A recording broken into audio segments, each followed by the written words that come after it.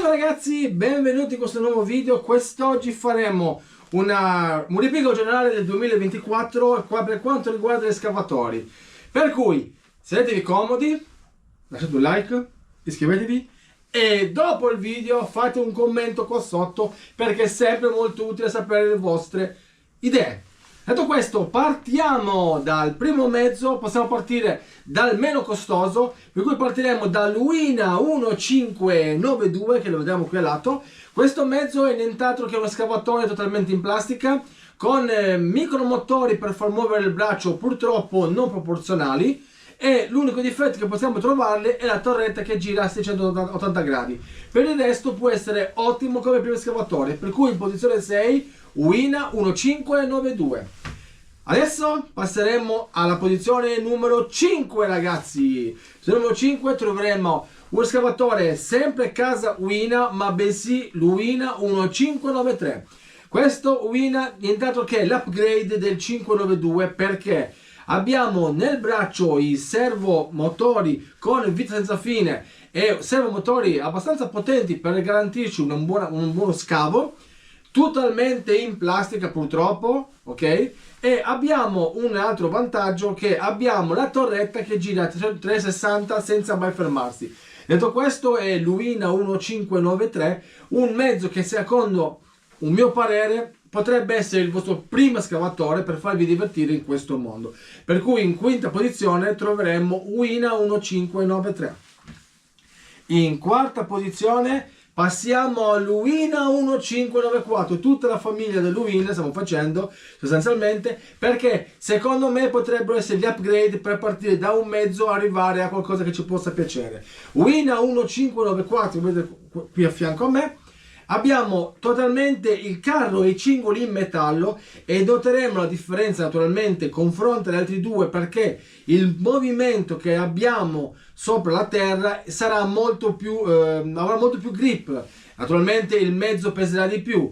Abbiamo comunque sempre gli stessi servomotori del braccio, sempre la torretta 360. Purtroppo in questi tre modelli nessun modello è fornito né di luci né di lampeggianti, per cui vedete voi se aggiungerli o meno. Attenzione che ha una scheda particolare, per cui basta una fesseria per poterli rovinare. Per cui siamo in quarta posizione con l'Uina 1594. Secondo me potrebbe essere il secondo mezzo o primo se avete un po' più di soldini da spendere. Sostanzialmente avete maggior grip sulla sabbia. Detto questo, passiamo alla terza posizione contro Uina 1580. Non è stato in mio possesso, ma ho avuto la fortuna di usarlo da un amico. Eccolo qua.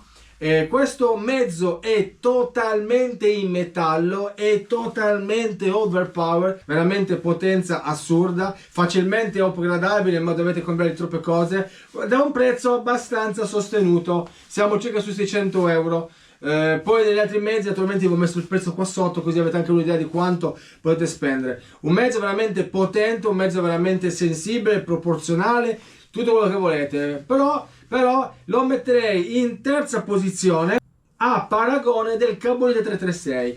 Perché vi faccio questo paragone? Attenzione, adesso vi presento il Cabolite 336 che avete qui a fianco. Cabolite 336 è nient'altro che un mezzo marchio Uina, comunque sempre Cabolite, totalmente idraulico, totalmente in metallo, però lo vorrei mettere a mio parere in seconda posizione. Per quale motivo? Non per l'idraulica, non per il metallo, ma bensì perché le proporzioni non sono ancora perfettamente in scala 1:14, per cui avendo questa scala dal 592 al 336 tutti in fila, stesso marchio, abbiamo bene o male la stessa scala che si aggira intorno a 1:16, roba del genere, ok? Una scala un po' particolare perché l'Uina crea queste scale a suo piacimento. Un mezzo veramente potente, un mezzo veramente sensibile, bellissimo da usare. Se guardate all'idraulico con questo mezzo possiamo definirlo la linea di confine tra il giocattolo e la professionalità. Non possiamo dargli ancora totalmente la professionalità, a mio parere, perché non ha ancora tutti quell'idraulica fatta perfettamente come potesse essere un altro mezzo dal valore naturalmente più alto, perché comunque l'Uina il Carbolite 336 ci costa quasi 1000 euro abbondanti, per cui stiamo già parlando di cifre interessanti. Un mezzo veramente con tutte le opzioni del caso, un mezzo che veramente è come la realtà, tutti i movimenti sono precisi, dovete naturalmente abituali perché l'idraulico è molto più veloce dell'elettrico, però lo vorrei mettere in seconda posizione perché in prima posizione, ok, sarò di parte, ok, lo sto usando, ma mi sono trovato veramente bene, è il Double Hobby EC, Volvo EC 160E, il mezzo che uso attualmente adesso. Va bene, è idraulico, però abbiamo un mezzo perfettamente in scala 1:14, totalmente proporzionato alla scala reale, con tantissime opzioni. Il bello di questo mezzo, che ci vediamo tra poco, pensiamo che è tutto metallo, ok, abbiamo i servomotori elettrici in metallo, sì, con il case in plastica, va bene, non importa, ma fermatevi se proprio volete arrivare a trovare il pelo nuovo. Questo modello si può upgradare a idraulico e abbiamo un modello dal valore di 800 euro, lo spicchiamo direttamente a 2000. Non è questo quello che mi fa dire che sia il migliore, perché non lo upgraderò a idraulico perché non voglio rompermi le scatole, ma vi posso solo garantire che questo mezzo è cioè veramente ragazzi, io ho trovato veramente l'apoteosi, la perfezione nel modellismo per guidare il Volvo EC160E. Ok, possiamo trovarlo a un prezzo abbastanza ragionevole, 800 euro, confronto al 336 siamo minori, lui è idraulico, questo no, ma non importa. Voi potete passare a questo mezzo veramente, cioè dall'idraulico elettrico in un niente, ma avrete questo modo di pilotare, di guidare questo escavatore nel modo migliore.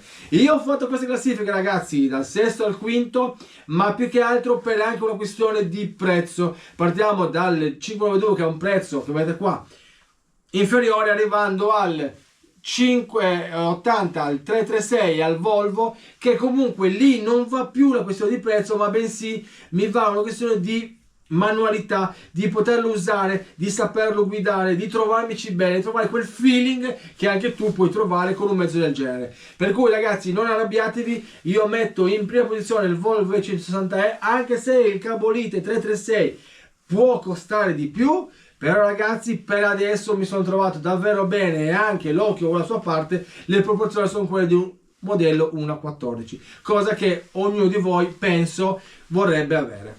Con questo video ragazzi ho voluto solo esprimere il mio parere riguardo a questi mezzi che ho avuto e ho potuto usare, prendete con le pinze naturalmente, ogni mezzo va usato perché ogni persona ha il suo gusto, ha il suo parere, ha il suo cosa di piacimento che può piacere uno più che un altro. Però per me nel 2024 questa è la mia classifica, vi ho spiegato a grandi linee comunque i mezzi come sono. Se volete comunque capire bene nel dettaglio, scorrete, uscite dal video, scorrete nella mia playlist, lì troverete ogni mezzo che io ho provato, che io ho avuto, una breve recensione, un unboxing o quanto altro che vi spiegano le mie considerazioni. Però ho voluto in questo video raggruppare tutto il 2024 e raccontarvi un pochettino le mie impressioni e, perché no, cercare di capire se a voi qualcosa vi sta bene o meno. Detto questo ragazzi, vi ricordo comunque di iscrivervi, lasciare il like, attivare la campanella, fare tutto quello che vi piace, tanto è tutto gratis ragazzi, è tutto gratis. Ragazzi, vi voglio bene, alla prossima, ciao grandi!